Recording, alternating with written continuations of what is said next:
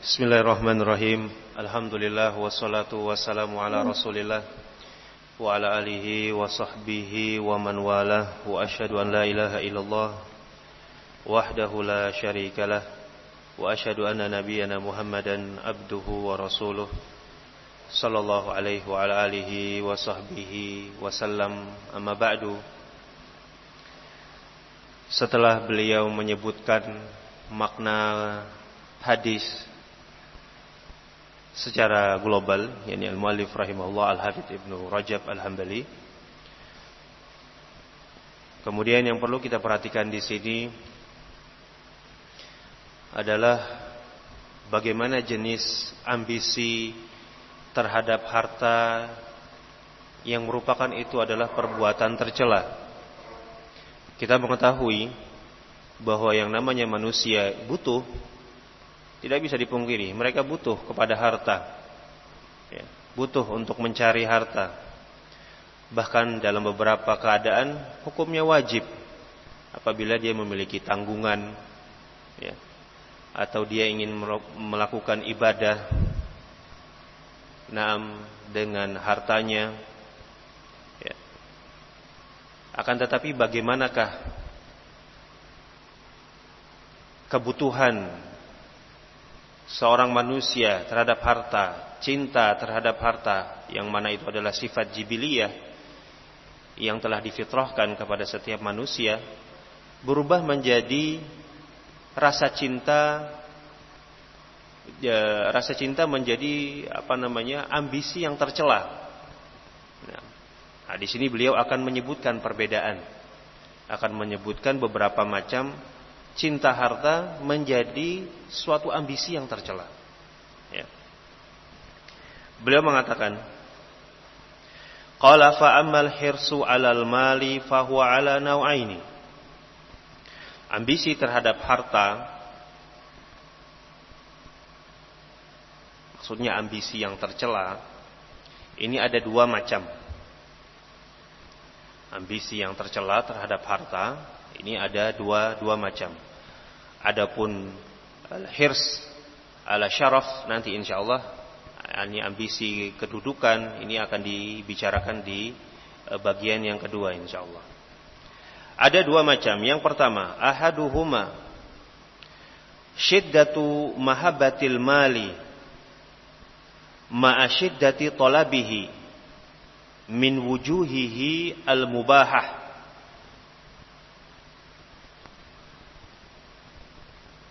Ambisi terhadap harta yang tercela yang pertama adalah syiddatu mahabbatil mal.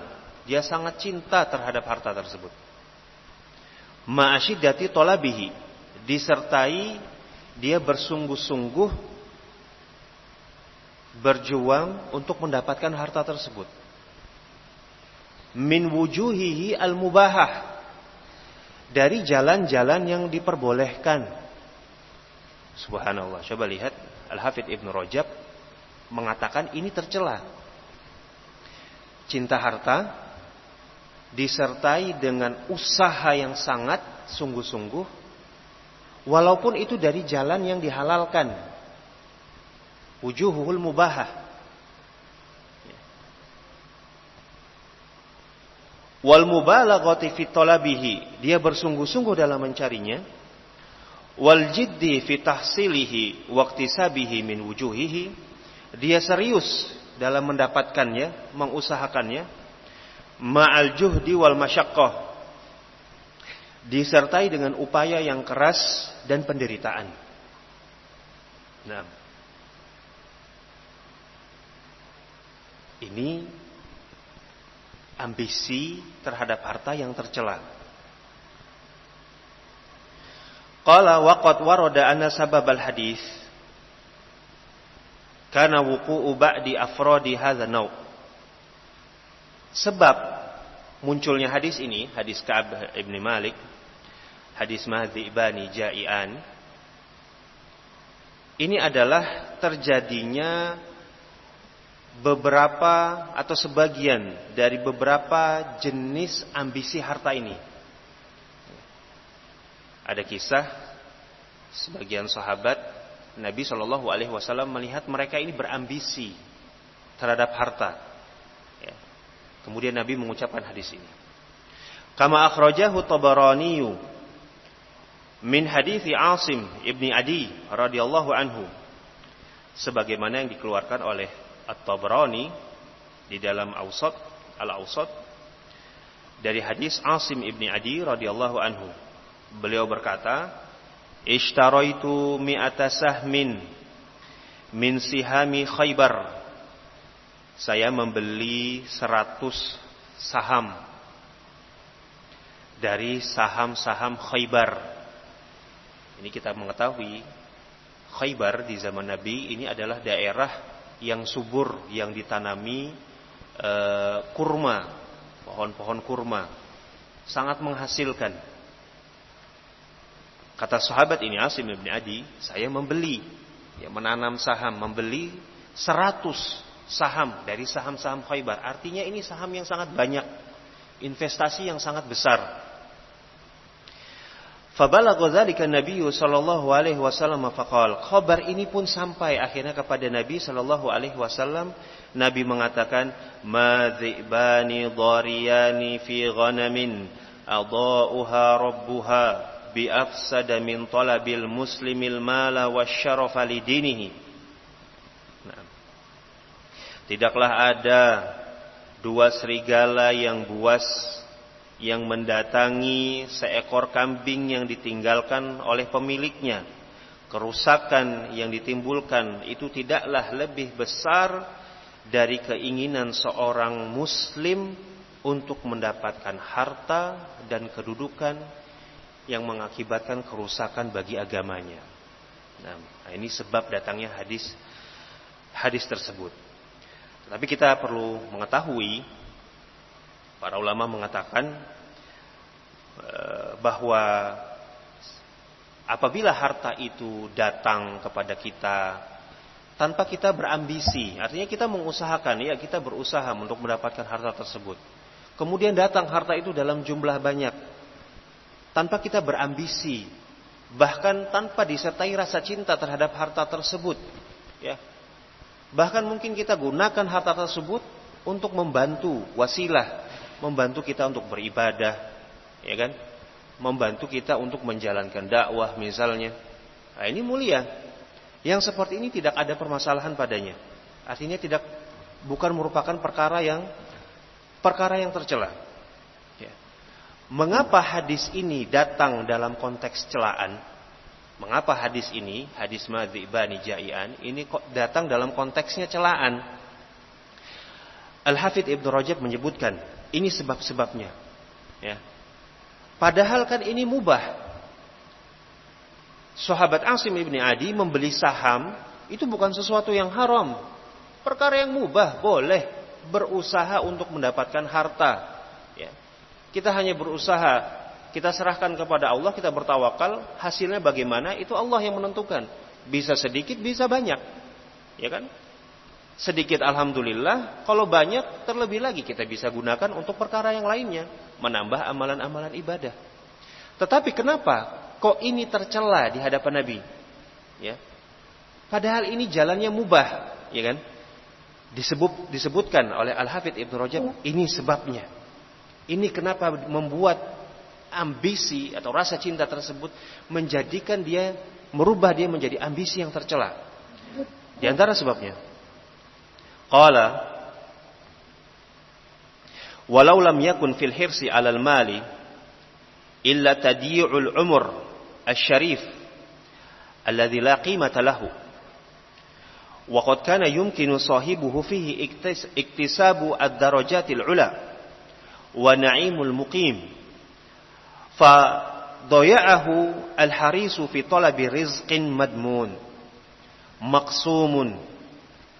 maqsumin la ya'ti minhu illa ma qudira lahu wa qusima thumma la yantafi'u bihi bal yatrukuhu li ghairihi wa yartahilu anhu wa yabqa hisabuhu alayhi wa naf'uhu li ghairihi fayajma'u liman la yahmaduhu wa yaqdumu ala man la ya'dhuruhu lakafa bidzalika dhamman lil hirs.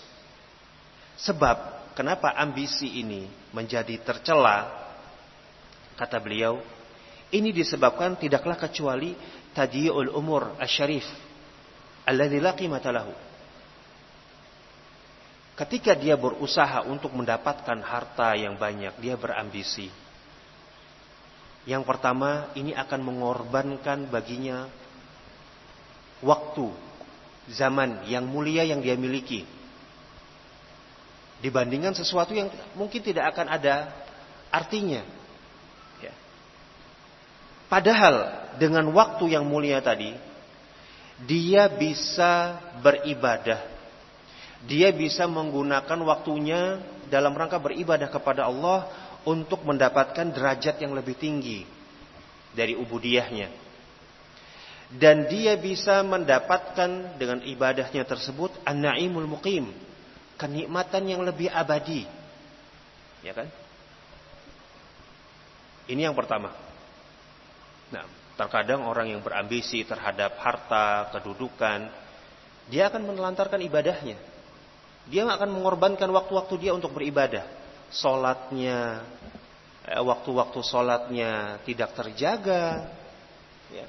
Seharusnya dia datang ke masjid untuk menunaikan sholat jamaah, dia masih ada di kerjaannya. Nah, seharusnya dia punya waktu untuk melakukan ibadah yang lain, tilawatul Quran atau ibadah yang lain, at-ta'awun 'alal birri wat taqwa. Dia sibuk dengan pekerjaannya. Nah, tadyi'ul umur, akan membuang-buang waktunya. Ini yang pertama. Yang kedua, dia menelantarkan waktunya untuk mencari rizki yang madmun, maksum, sudah ditetapkan dan sudah terbagi. Nah, la ya'ti minhu illa ma qudira wa qussim. Dia nggak akan mendapatkan rezeki itu kecuali apa yang telah ditetapkan, apa yang telah dibagi. Nah, ya, subhanallah, rezeki kita itu sudah tercatat. Rezeki manusia itu sudah terbagi. 40 hari ketika kita berada di kandungan ibu kita. Belum lahir. Ya. Masih janin di dalam perut. Ketika Allah meniupkan ruh kepada janin yang dikandung di dalam rahim seorang ibu, di situ telah dicatat rizkinya, ajalnya, apa yang akan dia dapat berupa rizki, kapan dia akan mati, di mana dia mati. Nah, apakah dia menjadi orang yang bahagia atau orang yang sengsara? Madmun maksum. Sudah ditetapkan, sudah dibagi-bagi. Nah, ini enggak, dia berusaha banting tulang dari pagi sampai ketemu sore, bahkan sampai malam lembur, ya. Dari matahari terbit sampai matahari terbenam, dia enggak bisa memperhatikan itu jarak peredaran matahari seperti apa, sibuk dengan kerjaannya. Nah, bahkan dia mungkin tidurnya, istirahatnya di kantornya, di tempat kerjaannya, enggak pulang kepada keluarganya. Untuk mendapatkan sesuatu yang sudah ditetapkan. Mau kerja 2 jam, mau kerja 2 hari non-stop tanpa istirahat, kalau Allah telah tentukan, ya segitu dia dapat. Bukan begitu? Ya. Mau dia banting tulang, peras keringat, kalau memang jatahnya segitu, ya segitu. Nah, ditambah lagi sebabnya, bal yatrukuhu li ghairihi. Harta yang dia dapat itu akan dia tinggalkan, nggak akan dia makan semua, akan dia tinggalkan untuk yang lainnya. Nah, seberapapun makanan yang dia simpan, di dapurnya, seberapa banyak pakaian yang dia simpan di dalam lemarinya, sehari dia hanya cuma bisa pakai 1 sepasang, iya kan? Dia makan hanya bisa paling maksimal ya 2 atau 3 kali. 2 piring atau 3 piring. Nggak bisa lebih dari itu. Apa yang lebih dari itu yang dia punyai, itu akan dia tinggalkan untuk yang lain. Wa yartahil anhu. Bahkan harta-harta itu akan pergi meninggalkannya. Nah, dia yang akan meninggalkan harta tersebut atau harta tersebut yang akan meninggalkannya. Wa yabqa hisabuhu alaihi. Naam.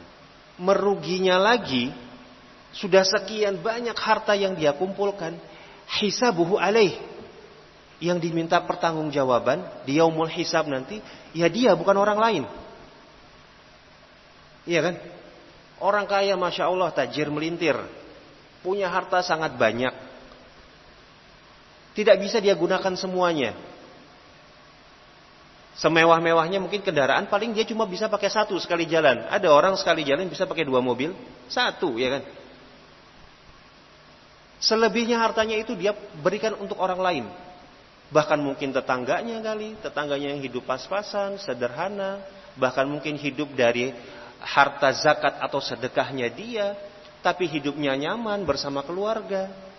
Nah, dia yang safar ke sini, safar ke sana, ya, meeting di sini, meeting di sana, bertemu dengan pejabat ini, pejabat itu, habis waktunya, tidurnya nggak bisa nyenyak, mikirin bursa saham ini anjlok apa enggak. Nah, ketika bursa saham nilainya anjlok yang dia punya, ya, darah tingginya naik, tekanannya naik. Nah, minum obat, stres. Kenikmatan apa yang dia dapatkan? Ya.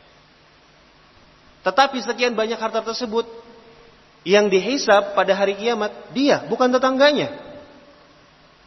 Bukan anak, bukan istrinya. Padahal anak istrinya Masya Allah ikut menikmati kekayaannya. Tetangganya pun dapat. Tapi yang dihisab dia. Nah, dia akan ditanya, hartamu, kamu gunakan, kamu keluarkan untuk apa? Wa naf'uhu li ghairihi. Manfaatnya bukan hanya untuk dia, tapi juga untuk orang lain. Fayajma'u liman la yahmaduhu.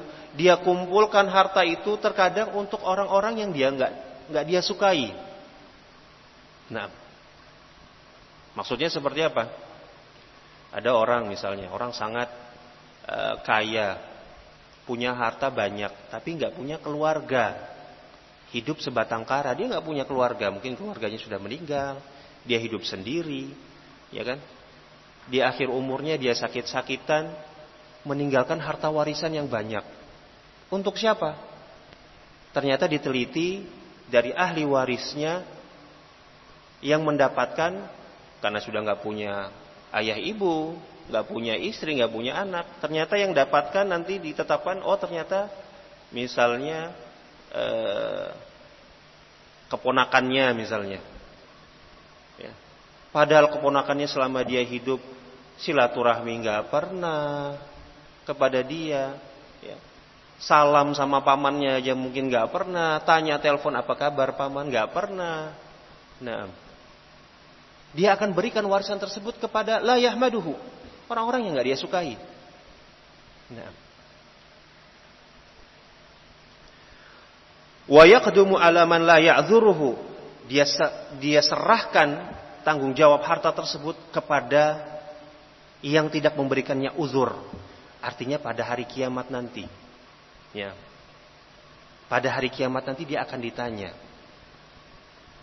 bagaimana kamu mencari hartamu, dari jalan yang mana, yang halal atau yang haram? Bagaimana kamu infakkan, kamu keluarkan harta tersebut di jalan yang dibolehkan atau yang tidak dibolehkan? Nah, tidak ada uzur di situ. Mohon maaf, uzur, ya. Jangan dihukum saya. Memang saya ketika mencari harta tersebut, ya sholat 5 waktu saya bolong-bolong. Kadang di bulan puasa saya juga nggak puasa, nggak mampu, kerja berat. Nah, tapi dia banyak dapat harta.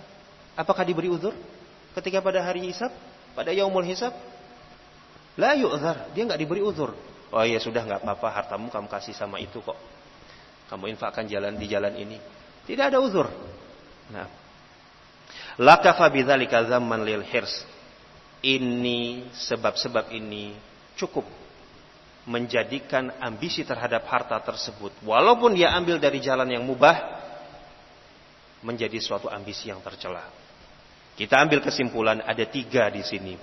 Al-Hafidz Ibnu Rajab menyebutkan mengapa ambisi terhadap harta, walaupun mencarinya dari jalan yang mubah, itu menjadi ambisi yang tercela. Alasan yang pertama, tadyi'ul umur fid dunya ala hisabil ukhra. Dia akan membuang-buang, menelantarkan waktunya yang mulia, umurnya yang mulia di dunia ini, untuk dihisab pada hari akhirat. Dia menggadaikan usianya, menukar usianya dengan sesuatu yang akan memberatkan dia pada akhir-akhir nanti. Yang kedua, al-hirsu 'alal mal la yaziduhu. Ambisi terhadap harta itu enggak akan menambah jatah banyaknya harta, enggak akan. Betapapun banyaknya usaha yang dia keluarkan, habis umurnya yang dia lewatkan untuk mencari harta, enggak akan menambah dari apa yang telah ditetapkan baginya. Rufi'al aqlam, rufi'atil aqlam, wajaffatis suhuf. Pena itu telah diangkat. Lembaran-lembaran telah mengering. Artinya telah ditetapkan takdir bagi dia. Ya. Kalau mau dia kerja misalnya 12 jam sehari atau 18 jam sehari, atau 20 jam sehari, 4 jam saja istirahat tidur misalnya. Kalau rezekinya segitu ya segitu. Nggak akan lebih. Mau seambisi apapun dia, tidak akan lebih. Ini alasan yang kedua. Alasan yang ketiga, al-harisu 'alal mal la yantafi'u bihi. Orang yang ambisi terhadap harta, dia tidak akan menggunakan harta itu seluruhnya. Nggak akan. Rezeki dia dari pakaian yang dia telah pakai. Rizki dia berupa makanan yang dia telah makan, yang dia telah habiskan. Rizki dia dari harta yang dia infakkan di jalan ibadah. Itu yang tercatat untuk dia. Itu yang dia ambil manfaat. Selebihnya untuk yang lain. Untuk keluarganya, untuk orang lain. Lantas apa gunanya berambisi terhadap harta? Kemudian beliau akan menyebutkan di sini kalam perkataan-perkataan hikmah yang mendukung dari alasan Al-Hafidz Ibnu Rajab tersebut. Qala fal harisu yudayyi'u zamanahu syarif. Orang yang ambisi ini akan menelantarkan waktunya yang mulia, daripada dia gunakan untuk menghabiskan untuk mencari harta, dia bisa gunakan untuk beribadah. Wa yukhatir bi nafsihi allati la qimata laha fil asfari wa rukubil akhtari li jam'i malin yanfa'u bihi ghairuhu. Dia mendatangkan bahaya, resiko terhadap dirinya sendiri ketika dia mengumpulkan harta. Dia pergi ke sana, safar ke sana, mengendarai kendaraan ini ke situ, menghabiskan waktunya, tidak ada istirahat. Tetapi yang mengambil manfaat adalah yang selainnya. Bukan untuk dia, untuk orang lain. Kama qil, sebagaimana yang dikatakan di dalam bait syair. Wa man yunfiqul ayyama bi jam'i malihi makhafatal faqri falladhi fa'ala al-faqru wa la tahsabanna al-faqra man faqada al-ghina walakin faqda ad-dini min a'zamil faqri. Barang siapa yang menghabiskan hari-harinya, waktunya, umurnya untuk mengumpulkan harta, makhafatal faqr, dia takut fakir, dia takut miskin, makanya dia banting tulang menghabiskan umurnya, waktunya. Falladzi fa'ala al-faqru, orang yang melakukan seperti ini justru dialah orang yang fakir. Makannya enggak enak, tidurnya enggak enak, capek, enggak sehat, minum obat terus, stres.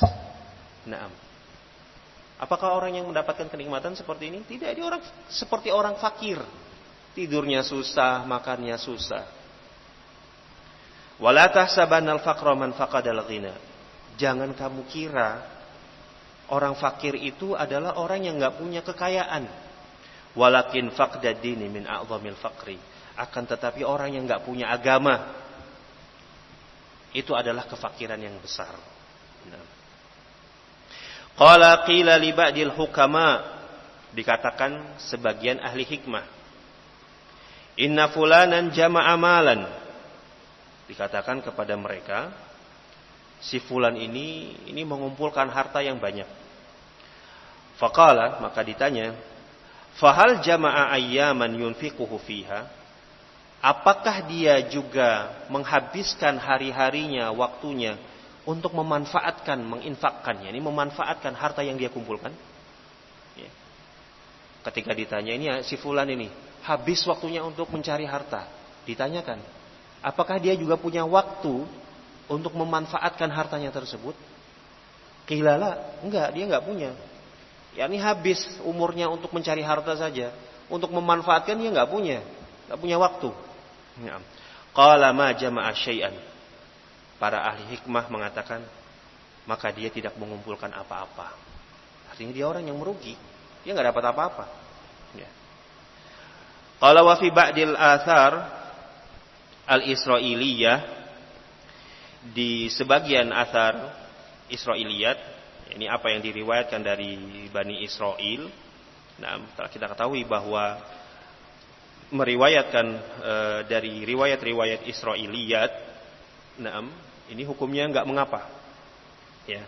Dan banyak Al-Hafidz Ibnu Rajab meriwayatkan athar-athar Israiliyat. Nabi SAW mengatakan, haditsu an Bani Israel wala haraj. Silahkan sampaikan dari athar hadis Bani Israel, tidak mengapa. Nah, selama itu tidak bertentangan dengan syariat kita. Artinya apa yang kita sampaikan, kita ambil dari Bani Israel, itu tidak bertentangan dengan syariat kita, maka tidak mengapa. Nah, apalagi yang mencocoki dengan syariat kita. Syariat kita membenarkannya, maka wajib juga kita untuk membenarkannya. Tetapi kalau syariat kita mengatakan ini salah, ya, riwayat dari Bani Israel ini tidak sesuai dengan syariat kita menyalahkannya. Apabila tidak disebutkan ini salah, ini benar, maka kita mendiamkannya. Ini hukum beramal dengan riwayat-riwayat Israiliyat. Tidak disebutkan ini salah, ini benar, kita tawakuf. Jangan sampai kita mensalahkan yang ternyata benar, atau kita membenarkan ternyata salah. Nah, walhasil hukum asal meriwayatkan dari Bani Israel tidak mengapa. Kata beliau di sini, dari sebagian athar Israiliyat dikatakan, qala arizqu maqsumun wal harisu mahrum. Nah, rizki itu maksum, sudah dibagi, enggak akan tertukar. Wal harisu mahrum, adapun orang yang berambisi, yakni untuk mendapatkan lebih dari apa yang telah dibagi, telah ditentukan, mahrum, dia enggak akan dapat apa-apa.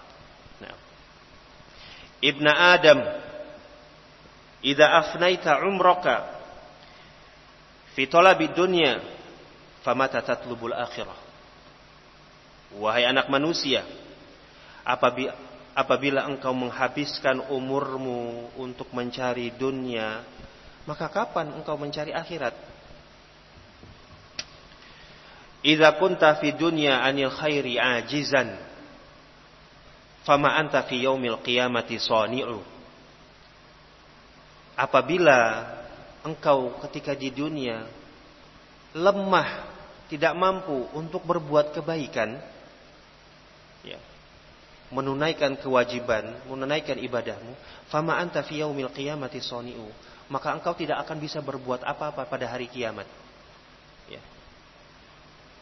Kalau kita waktu untuk sholat kita tergadaikan dengan pekerjaan, waktu amal ibadah kita habis dalam mencari harta, tidak kebagian, apa yang akan kita lakukan nanti pada hari kiamat? Nah, apa yang akan kita lakukan? Apakah kita akan tebus kewajiban-kewajiban sholat misalnya yang kita tinggalkan dengan harta-harta kita di dunia? Ini saya punya harta ketika di dunia, boleh nggak saya tebus? Jangan saya diazab di neraka, saya tebus dengan harta saya. Kalla wallah, nggak bisa. Demi Allah. Nah, akan tetapi di sini ada poin penting. Nah, apa yang beliau sampaikan di sini tidak dipahami darinya bahwa meninggalkan dunia sama sekali, tidak mencari harta, ini adalah perbuatan yang disukai. Tidak. perbuatan yang utama, tidak. Sama sekali meninggalkan, ya kan, meninggalkan dunia. Udah, saya nggak mau mencari harta.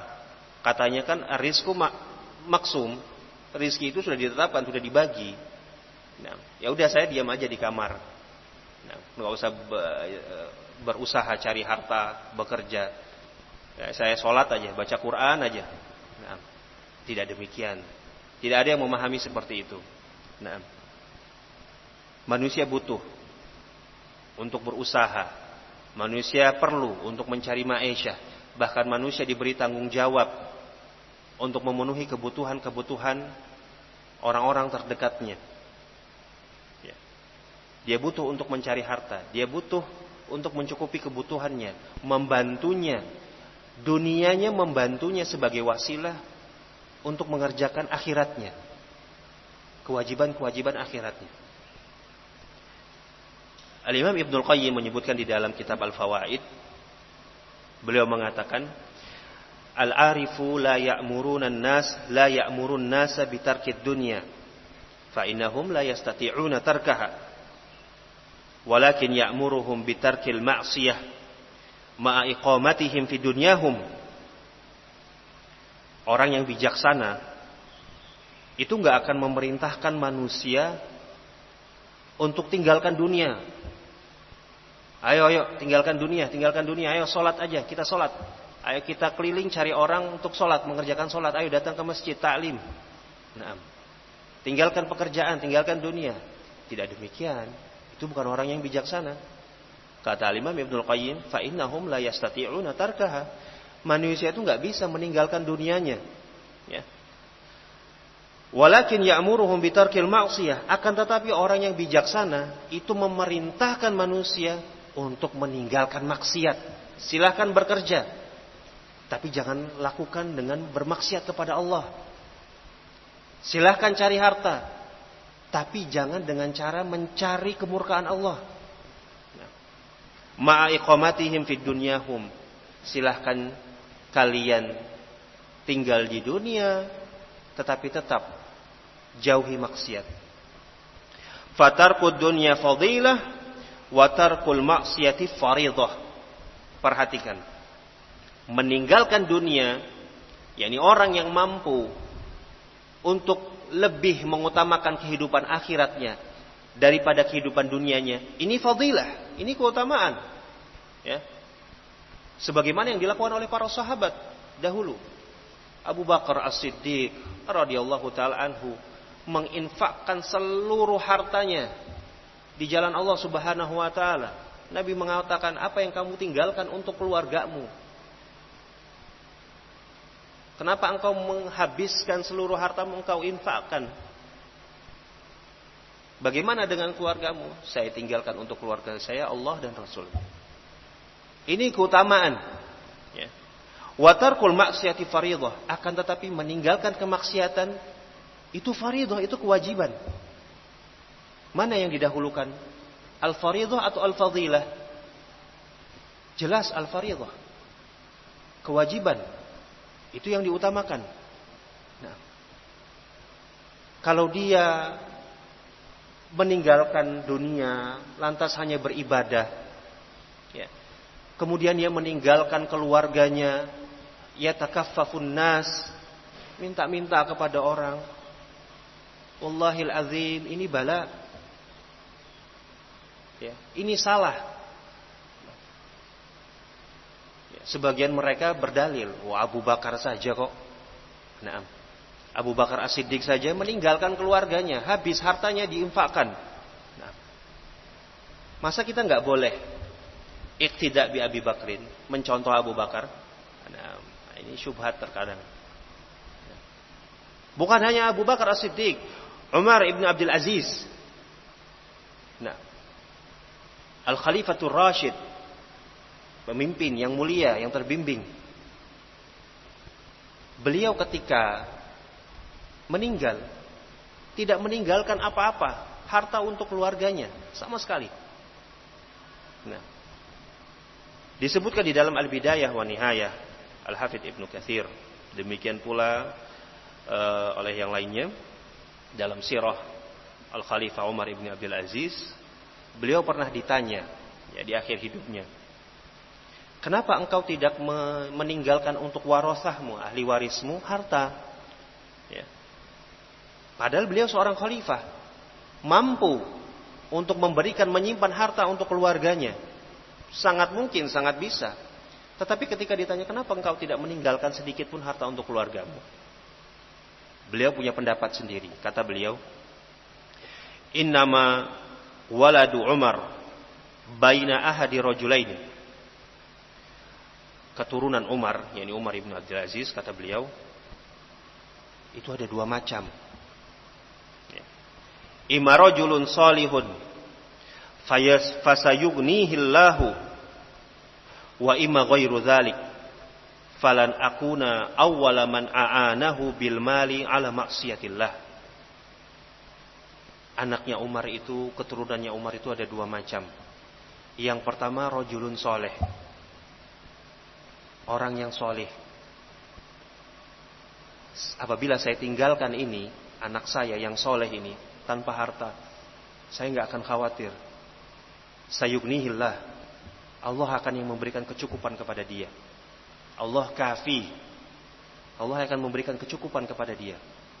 Nah, ini yang pertama. Yang kedua, wa imma ghairu dzalik. Dan mungkin nanti ada keturunan Umar ibn Abdul Aziz bukan dari orang soleh. Saya nggak mau menjadi orang yang memberikan kepadanya harta, membantu dia dalam berbuat kemaksiatan, karena dia nggak soleh. Artinya saya nggak mau meninggalkan harta saya untuk anak-anak saya yang nggak soleh. Harta saya akan digunakan untuk bermaksiat kepada Allah. Saya nggak mau. Ini ra'yu beliau, ini pendapat beliau. Ya. Walaupun Nabi SAW pernah di dalam sabdanya berkata kepada sahabat Sa'ad ibn Abi Waqqas, Sa'ad ibn Abi Waqqas ini adalah orang yang ketika itu memiliki banyak harta, tapi belum memiliki keturunan. Dia bertanya kepada Rasul Shallallahu Alaihi Wasallam, bagaimana harta saya yang banyak ini? Apakah saya habiskan semua, saya infakkan, atau saya sisakan nanti untuk keluarga saya, untuk ahli waris saya? Nabi Shallallahu Alaihi Wasallam mengatakan kepada Sa'ad bin Abi Waqqas radhiyallahu taala anhu, innaka antadhara warathataka agniya'a khairun mi antadarahum alatan yatakaffafun nas. Wahai Sa'ad, sesungguhnya engkau meninggalkan untuk ahli warismu dalam keadaan mereka itu berkecukupan, itu lebih baik. Wahai Sa'ad, kamu tinggalkan untuk mereka itu harta, itu lebih baik daripada engkau meninggalkan mereka itu miskin. Alah yatakaffafun nas, mengarahkan kaf, ini telapak tangan mereka kepada manusia-manusia, ini minta-minta kepada manusia. Kamu tinggalkan mereka itu dalam keadaan berkecukupan, itu lebih baik daripada mereka nanti miskin, gak punya apa-apa, minta kepada orang, manusia. Seakan-akan hadis Nabi ini bertentangan dengan pendapatnya Umar ibn Abdul Aziz. Jelas kita tidak bisa melewati hadis Nabi alaihi salatu wasallam dengan pendapat-pendapat kita, bahkan dengan pendapat Umar ibn Abdul Aziz. Tapi tidak dijadikan ya perbuatan seperti Umar ibn Abdul Aziz, seperti Abu Bakar As-Siddiq, lantas kita berusaha juga, ya sudah biarkan aja keluarga saya miskin, tidak apa-apa. Saya habiskan harta saya untuk berinfak, saya tinggalkan untuk mereka Allah dan Rasulnya. Tidak. Para ulama mensyaratkan ya, tidak sembarangan orang-orang yang bisa melakukan perbuatan seperti Abu Bakar As-Siddiq ini, seperti perbuatan Umar ibn Abdul Aziz. Umar ibn Khattab pun ketika mengetahui Abu Bakar As-Siddiq menginfakkan seluruh hartanya, dia mengatakan tidak pernah Umar akan mengalahkan Abu Bakar As-Siddiq di dalam ketaatan. Angkat tangan Umar ibn Khattab. Lantas kita mau mencontoh, kita mau melakukan seperti Abu Bakar? Boleh, tetapi para ulama mempersyaratkan.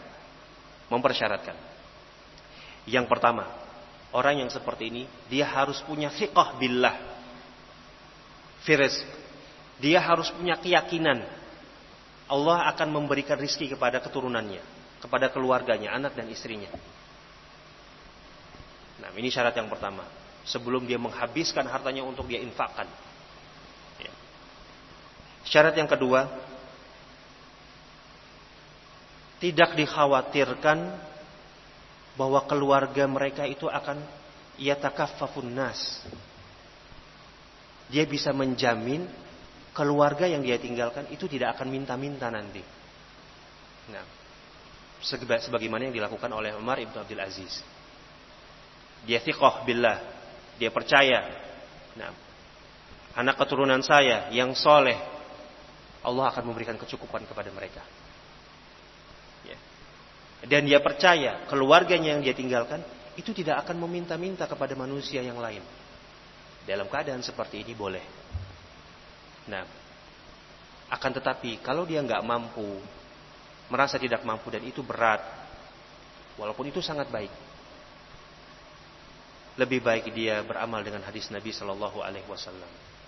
Engkau meninggalkan keluargamu dalam keadaan berkecukupan, ya, itu lebih baik daripada meninggalkan mereka dalam keadaan susah meminta-minta kepada manusia.